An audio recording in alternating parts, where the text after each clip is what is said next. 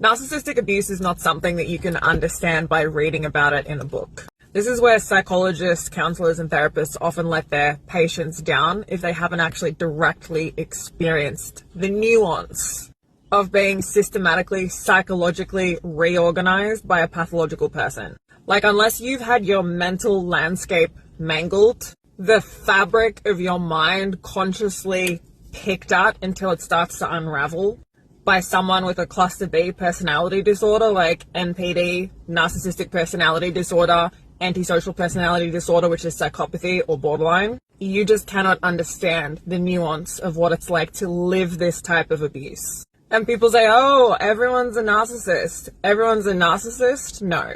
That's an insult to people who have survived one of these creatures. That's an insult to anyone who has had oil poured between the fingers of their very grip on reality by a low to no conscience monster set on psychologically dismantling and destabilizing them.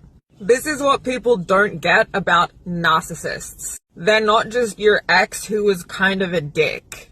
They're not just someone who cheated on you.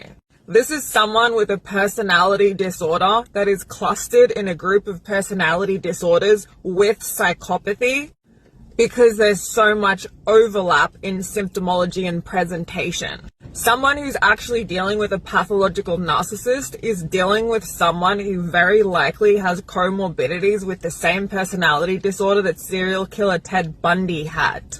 These are people that are not working with the same framework as a normal person. And the psychological and emotional damage that they inflict on their victims is long-lasting and catastrophic.